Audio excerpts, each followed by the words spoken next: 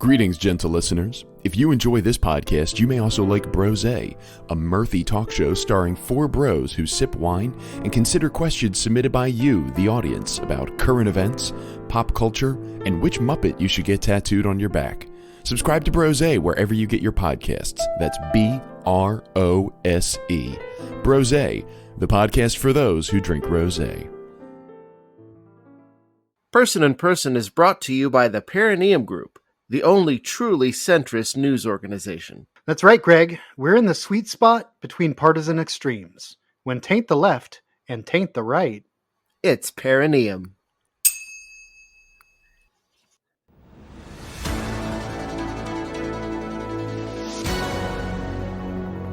What does John Von Neumann. have to do with the second Kickstarter revival of MST3K? Could brutalizing children actually be bad? Is Winnie gonna poop out? How do you screw up a PB&J? Do my arms look fat? The answers to all these questions, plus sports, emotional weather, and stayed up. That's tonight On Person in Person.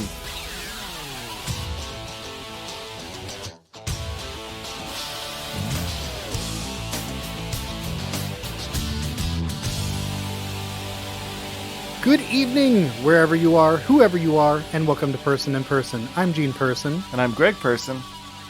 No relation. Person in Person is a news show for people who don't like news shows, by people who don't like news shows. I'm really excited about the show tonight, Greg, but I have to warn you, Jerry has talked with the powers that be at Perineum, and unfortunately we have some new rules thrown our way. Oh man, you know how I feel about rules. You don't know how I feel about rules. Anyway, the most notable one is we're no longer allowed to dance. That's bullshit. Yeah, well, take it up with Lithgow. All right, let's get into tonight's story beats.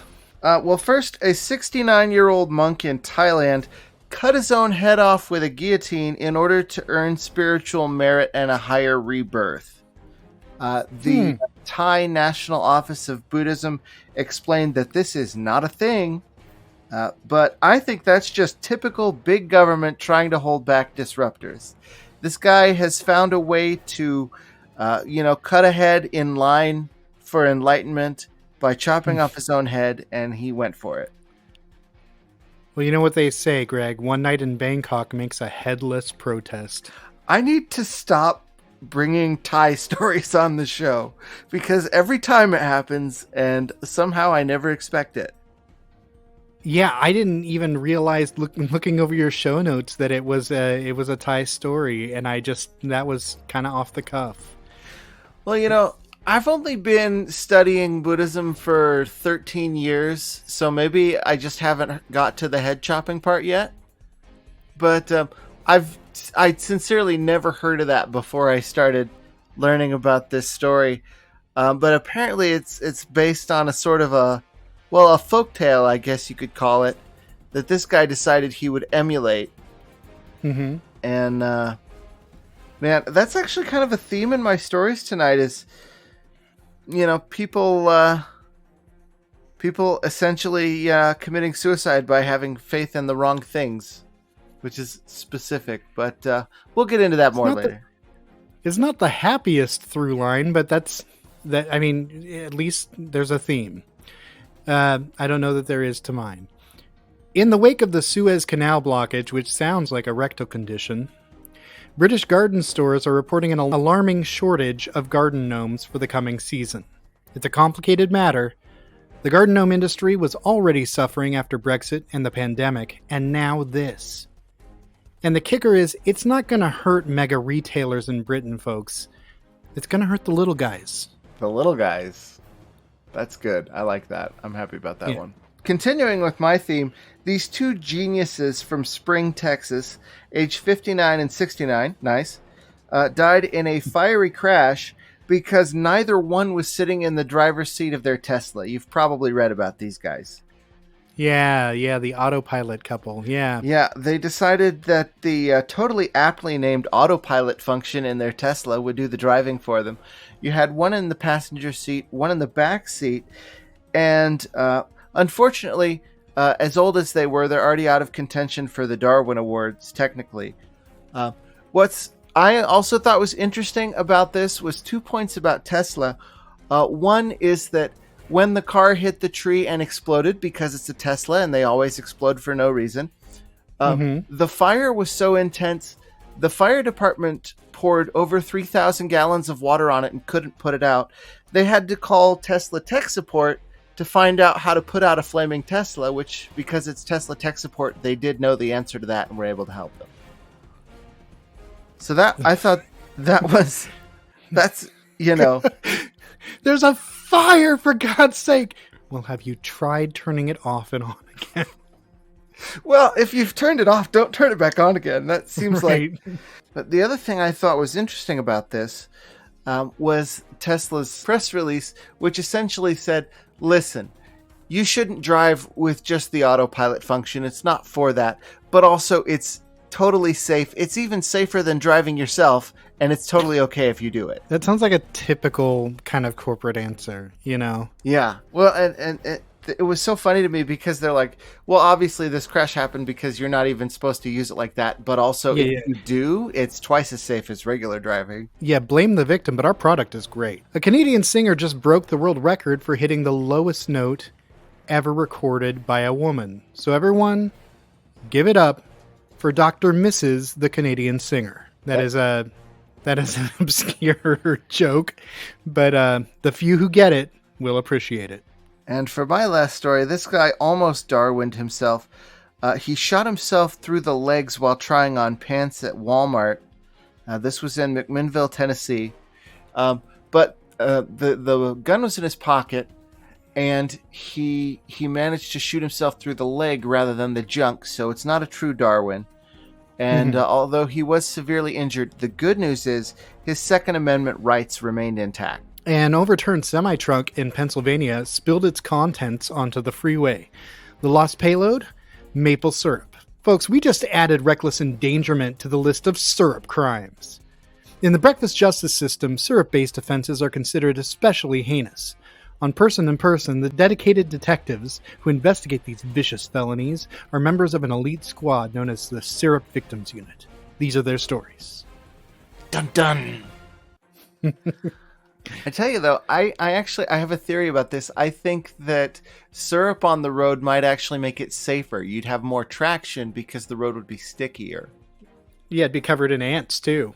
Oh, yeah, that is how you get ants. Yeah. All right, enough about the news. It's main news.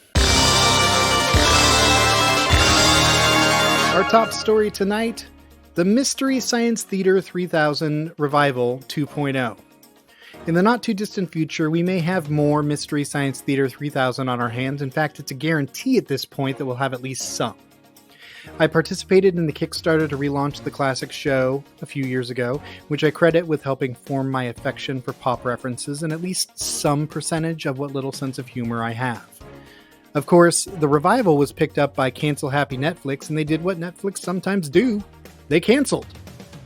Now, was the revival perfect? No. For one thing, the jokes came at you a bit too fast. There wasn't enough of a break in between them for you to laugh sometimes. However, this new idea was inspired by their live tours, often to sold-out audiences pre-pandemic, and I should know, when they came to our town, I went to one and later drove across state lines for an opportunity to meet Joel Hodgson, who I actually kind of met twice in a really fun turn of events, and I met one of the future hosts in a bizarre turn that I just discovered today. What they're trying to raise money to do is create their own streaming app, which will host classic episodes, and this is the important part, virtual live events. It's actually really brilliant because the live events are the most fun I've had in a theater, and in my past I've been both a failed actor and a failed musician. They're bringing over the cast from the Netflix revival, and I have already committed a modest amount to help fund my favorite TV show. In case any of our listeners would like to do the same, I'm going to include a link in the show notes. But what does that have to do with John Von Neumann? He was a Hungarian mathematician and all-around polymath. He made tremendous contributions to mathematics, economics, computer science, engineering, chemistry, any kind of thing involved in quantitative reasoning. this guy was the best. And he's not well known to the general public, but he's regarded by people in the know as maybe the greatest intellect of the 20th century and maybe the greatest of all time. But the reason I've always found him such a fascinating figure is that he was in a lot of ways really stupid. And the most important of these, I think, is that he believed that since nuclear war with the Soviets was inevitable, in keeping with game theory, you want to maximize, or rather, you want to minimize your maximum potential losses. He thought we should strike the Soviets immediately with everything we had. Wow. Yeah, he thought that, he literally testified to Congress. He said, if you ask me what day we should strike the Soviets, I say today. If you ask me what time, right now. Like, he wanted it to happen. So I'm already picking up immediately. Some major Dr. Clayton Forrester vibes from this guy. That's a connection I hadn't considered. And I kind of needed your help on this because although I am a fan of MST3K, certainly not on the same level that you are. Well, yeah, I mean, I've seen a lot of the episodes, and I've seen most of the episodes multiple times. Some into the hundreds of times, like Pod People and Ator, the Flying Eagle, also known as Cave Dwellers. Enough on that. I don't know. This is going to be a tough one to bridge the gap between, I think. But the character you mentioned does remind me of Dr. Clayton Forrester, and he also reminds me to some extent of, our lovable hero Joel Robinson. Well, in his own right, Joel Robinson is an inventor. So, I mean, it's not the same kind of inventions. I mean, he did invent a pig accordion that would make the theme songs from like Petticoat Junction and Green Acres. So that's pretty delightful. Well, here's what I'm thinking. It seems to me that maybe the connection is not with the characters on the show, but the movies on the show. Because Von Neumann, his logic with wanting to nuke Russia was correct if his premise was correct. But it wasn't. Now, these movies, they strike me, a lot of them in the same way, is that your execution doesn't matter if your premise is bad. And I think that describes a lot of the movies on MST3K. For example, I was watching, last night as it happens, I was watching Racket Girls, which was a movie from back in the day about lady wrestlers. And just was never going to be good. If you think about it, this show is kind of like MST3K for the real world. And we even have our own Gizmonic Institute, the Perineum Group, who will not allow us to dance.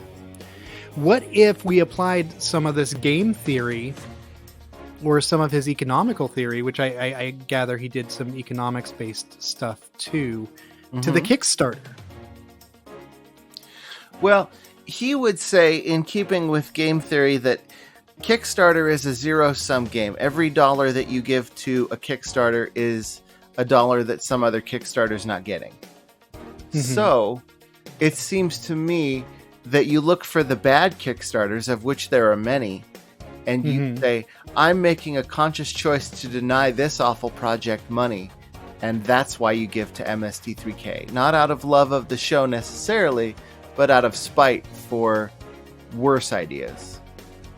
So purely for mathematical reasons, you donate to MST3K. You literally have to. Yeah, the logic is airtight. You must. All right, I'm on board. I think that's a good place to end this segment. All right, so it's time for breaking news.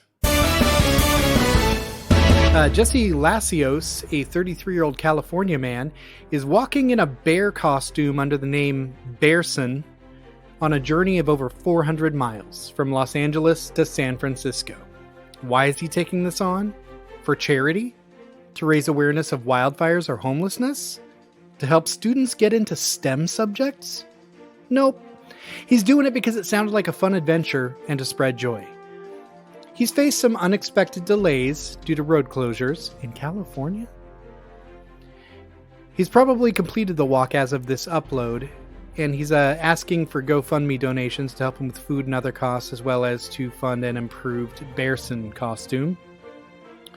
I'm trying really hard not to just unleash a grisly deluge of bear-related puns. Figure it's the bare minimum I can do, but I don't even know if it's possible.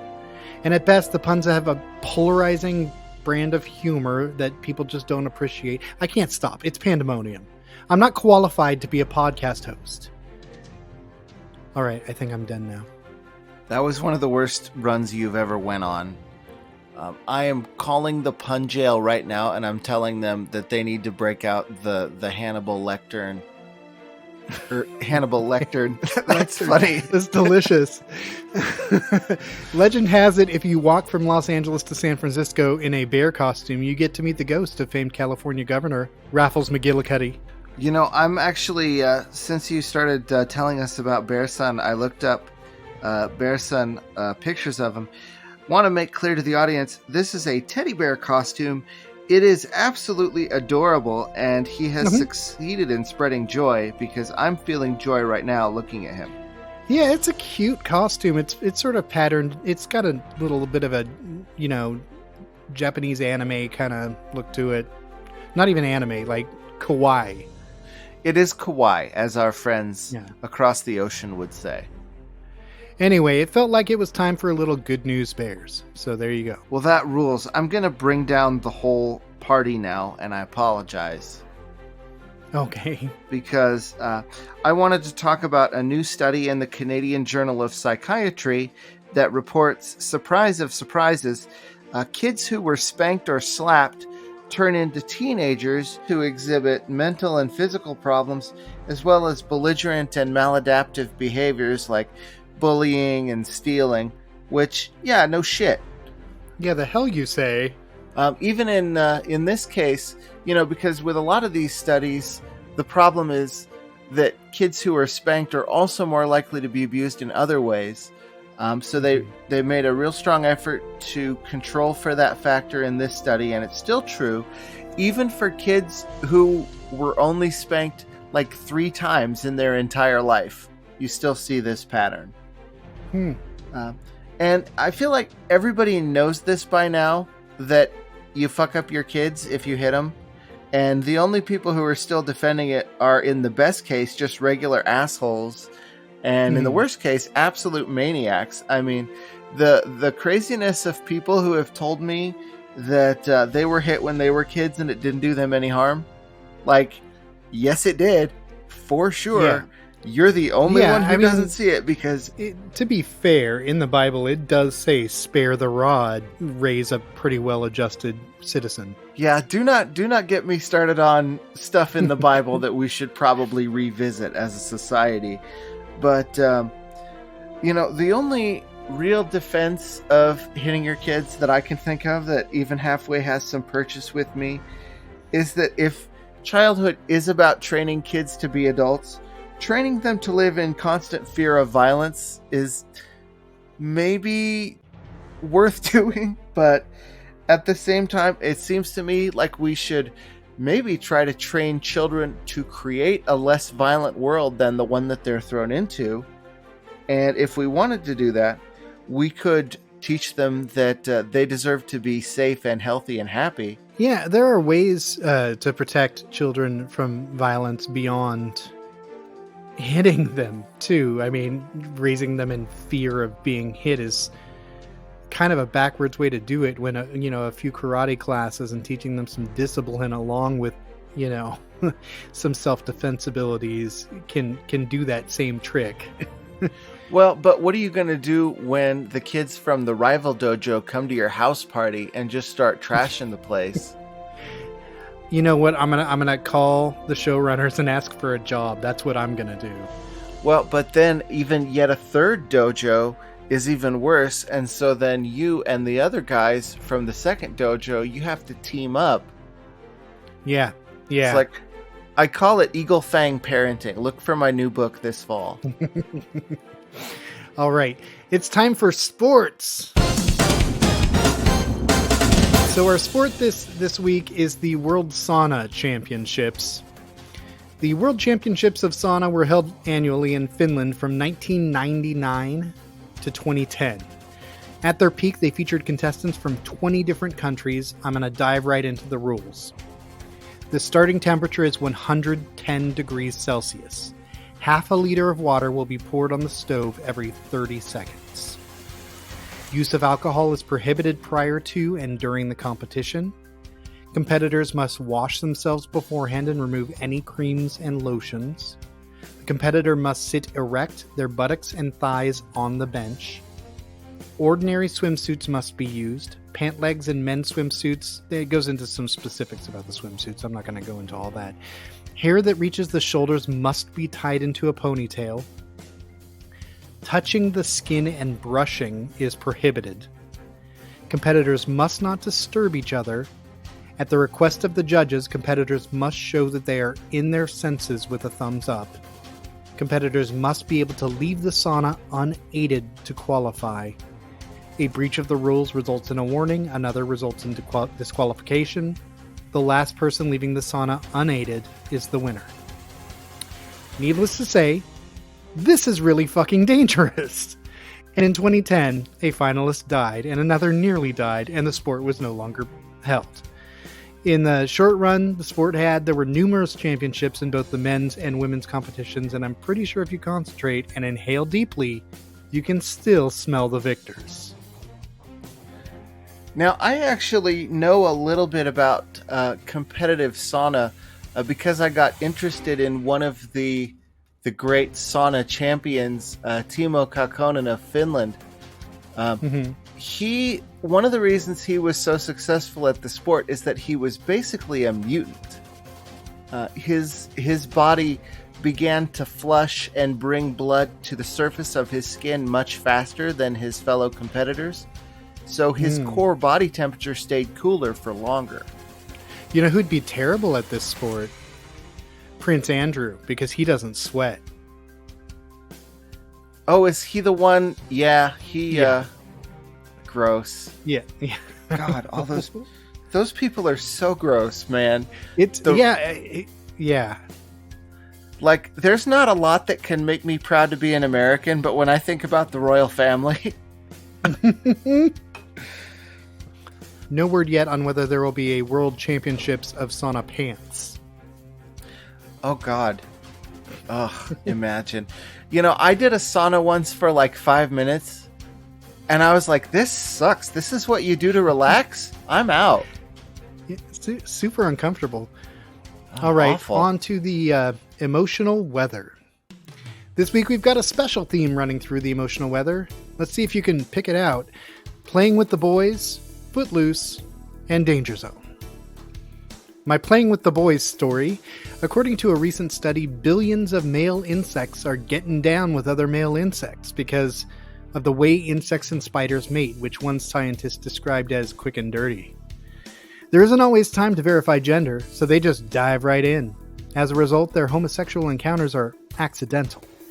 Interestingly, the males who end up on the receiving end have often recently mated, and as such are still covered in the female pheromones of their previous partners. According to scientists, the homosexual behavior is pervasive and actually gives the insects and arachnids some evolutionary advantages, including being more active, better at foraging, or even a better competitor. But are any of those insects equipped to be America's next drag superstar? Well, and if you go back to Top Gun, I mean, that's what that whole volleyball scene was about, right? I mean, is they're competing, and they're trying to be the best competitors, and they're still awash in the pheromones of their respective partners. Yeah, and you know, they're getting gay with it to be the best that they can be. Right. It's like the Sacred Band of Thebes. Did you ever hear about those guys? No. This was an ancient Greek military unit made of 300 men, but the men were all matched couples. Oh, yeah, I have actually heard of this. Yes. And they were eventually defeated in battle, but they were regarded as one of the most fearsome warriors of the ancient world. Mm-hmm. Now, yeah, Tom Cruise and Val Kilmer are just like them. exactly. You can be my wingman anytime. I mean, we know what that's code for. Mm-hmm. Yeah. But it's cool. We're into it. My Playing with the Boys story is a bit of a downer. You might have read about it already. Florida has banned the participation of trans student athletes in school sports, even going so far as to call for compulsory genital examination of the students if anyone questions their gender. What the fuck? Yeah, it's fucked up. It's legit sick. But, you know, and I didn't want to harsh the vibe of Loggins Week, because you know that Loggins makes me feel good. But Kenny Loggins hates oppression in schools. We know this. And he would want us to talk about this. I think you're right. So what's up with our next emotional weather? So the next one is Footloose. In Iowa, schools are instituting rules banning the practice of slow dancing. Obviously, this isn't some religious red state bullshit, although Iowa is full of religious red state bullshit, or so I've been told. No, they're actually trying to protect the students from COVID-19. In the midst of a pandemic, it turns out being close to each other is kind of risky. I mean, so was football, but they still tried to bring that back during the pandemic too. In fact, it makes me so angry I could just, I don't know, dance dramatically in a granary. Work the demons out, you know? See, and that's the safe way to do it. You go out to the granary alone, you turn your car's radio up so loud that you can hear it from the other side of the granary, and then you just dance it out. You get on that bar and you do some flips. Sure. You tear your jacket off, and then you're like, oh shit, I'm actually going to want my jacket later. Or you don't do any of that because you work for the Perineum Group. Yeah, man. We gotta... Maybe if we tell them that there's dancing in the Bible, they'll let us do it again. Yeah. I have to attend the CEO's town hall. I really do. I feel like the dancing really brings the show to life. Like, you can hear it. You can't see it because it's an audio medium, but you can hear the joy that our dancing brings to us, and it comes through on the show. We're practically like 95% of this show we're dancing.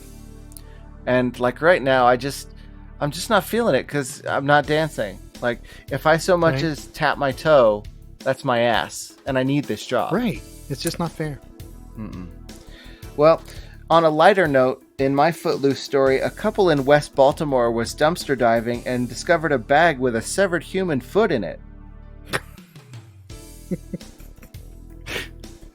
I mean, the story itself is not necessarily funny, but the connection to Footloose is pretty funny.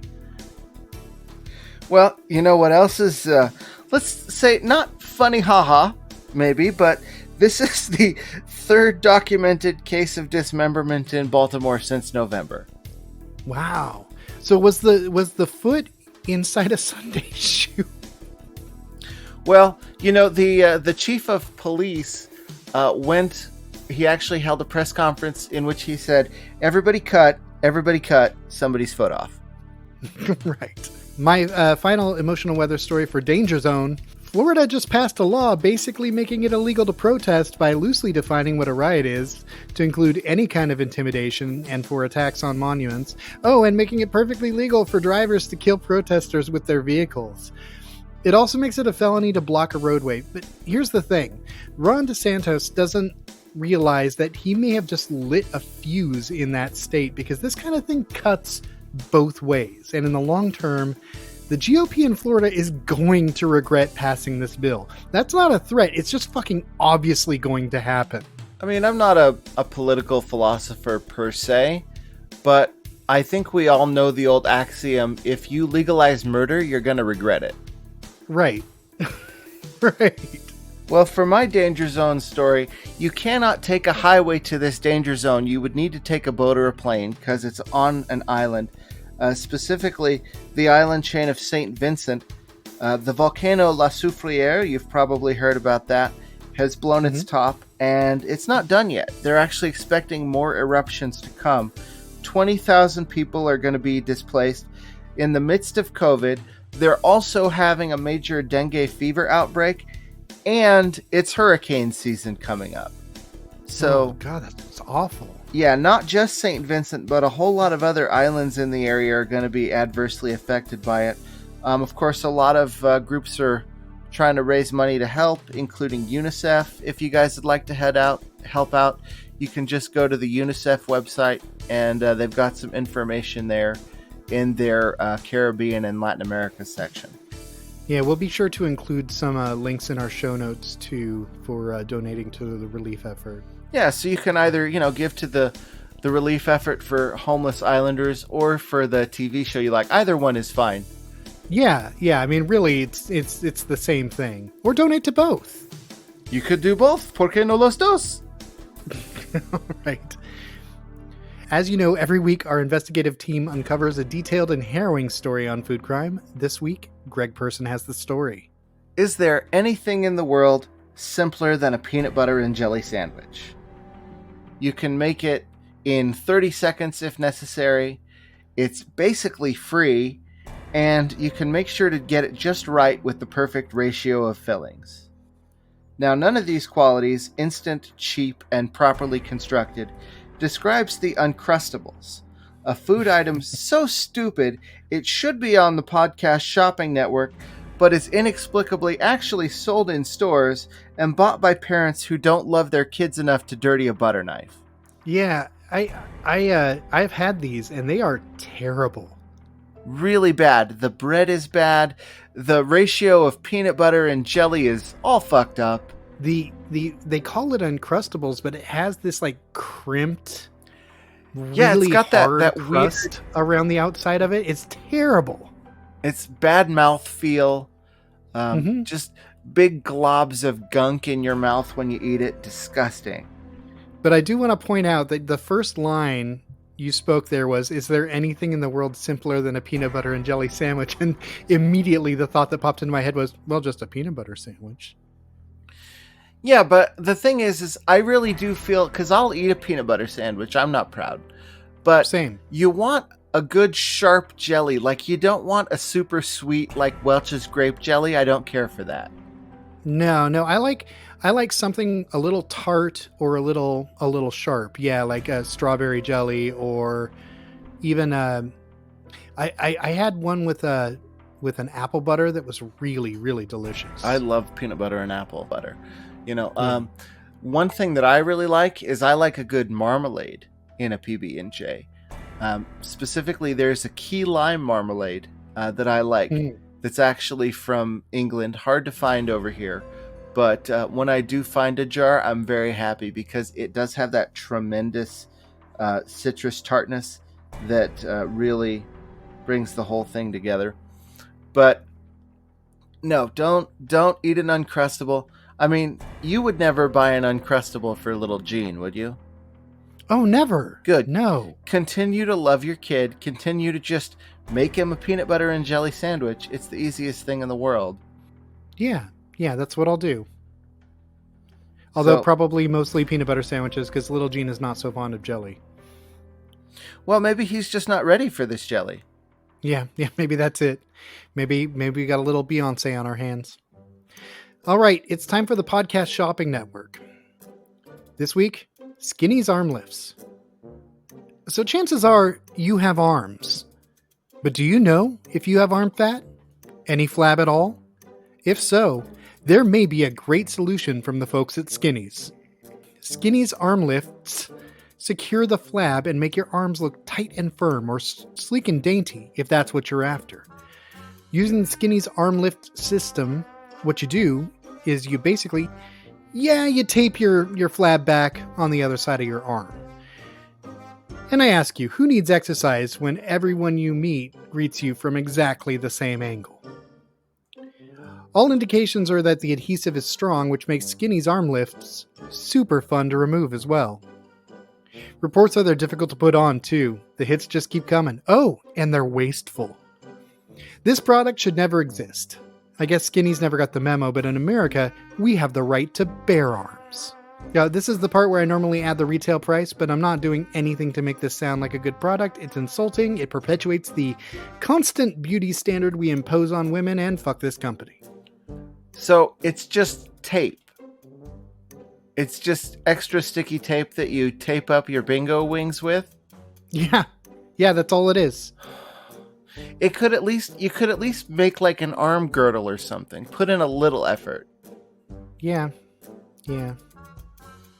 I mean, because this probably started when someone thought, well, why can't you just tape it up, and then we'll sell the tape. Right, and they are in sort of prefabricated shapes designed to fit around your arm, but still, it's just tape. So many of these products that we feature on the show are just designed to prey on women's insecurities.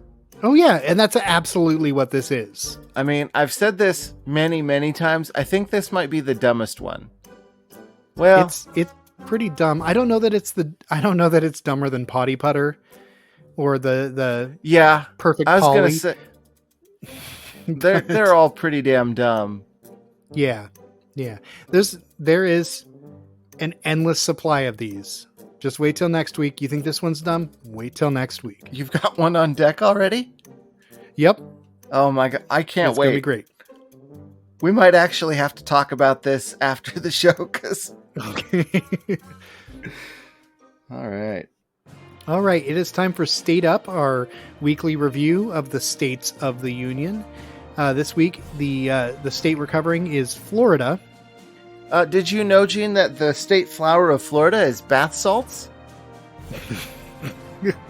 I did not know that. Florida, often referred to as the dick of the USA, is actually our infected big toe. And it might be time to amputate. You know, my dad got his toe amputated one time. Oh, did he? Yeah, well, he partially cut it off in a lawnmower. And then when the rest of it got infected, they cut it off, just like Florida. Nice. So now when he's not wearing shoes, he falls over a lot. Okay. The End, by Jason Mendoza. Well, you know how, and you know this because we're neighbors to California. When you drive into California, they ask you if you're carrying any fruits or vegetables. Yes, I am aware of that. Mm-hmm. Well, when you drive into Florida, they ask you, are you sure about this? Which goes hand in hand with my next state fact, which is that the best thing about the state of Florida is that I don't have to live there. Not yet. Well, good news. It's legal to be a werewolf in Florida, but only if you can prove that you were turned before 1920. Oh, that's great for all those werewolves who were early adopters. Well, they're grandfathered in anybody who was in the state before the passage of the Werewolves Out of Florida, or WOOF Act. Mm-hmm. Jesus. That's really funny.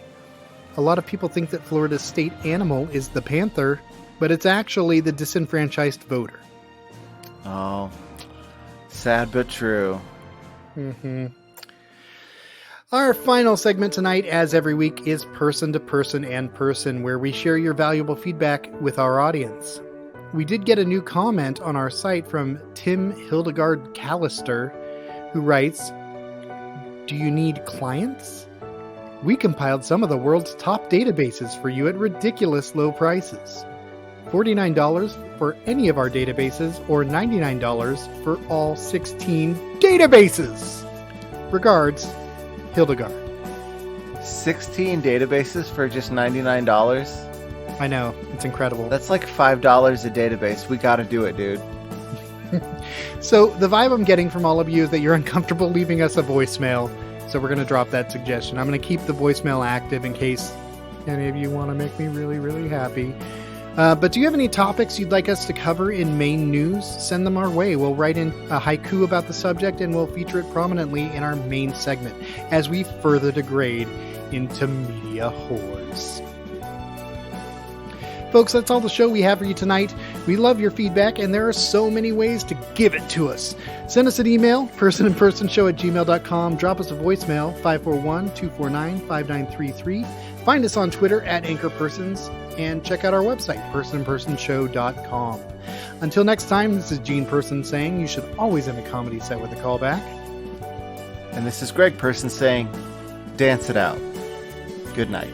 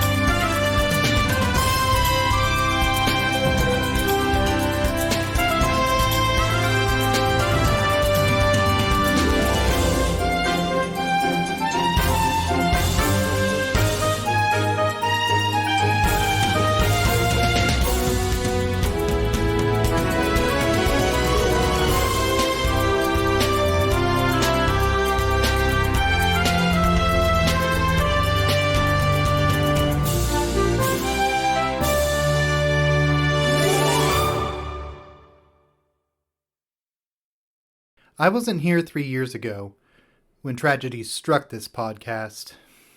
I know it's not my place to mourn the lives that were lost because I didn't know them. But it doesn't mean that I don't think about them every day. Like a lot of employees at Perineum, I see those pictures every day at work, and each time I see their faces, I think of how precious life is and how quickly it can be taken from us. I know this firsthand in my own way. And 3 years ago, nearly a dozen rules were introduced to this council in order to protect the employees of Perineum. And most of these rules, I can see as a boss how they might make sense to you. But my right to dance, when I want, where I want, and how much I want, is a right you cannot take away. It is mine. See, we don't have that much time left. All of us podcasters, pretty soon we're going to be just like you. We're going to have real jobs and bills and families. And we're going to have to worry about our own children. Because that's the job of a parent, to worry. I get that. But ours as podcasters is to live. To play our music way too loud and to act like idiots and to make mistakes. Aren't we told in Psalm 149, praise the Lord, sing unto the Lord a new song, and let him praise his name in the dance. Now, if anybody else brought their Bible like I did, will you please turn it to the book of Samuel 6:14. David danced before the Lord with all his might, leaping and dancing before the Lord. Celebrating his love of God and celebrating his love of life. With what? With dancing. That's all we're doing here. Ecclesiastes assures us there is a time for each purpose under heaven. There's a time to weep. There's a time to mourn. And there is a time to dance. And this is our time. There was once a time for that rule, but not anymore. Thank you.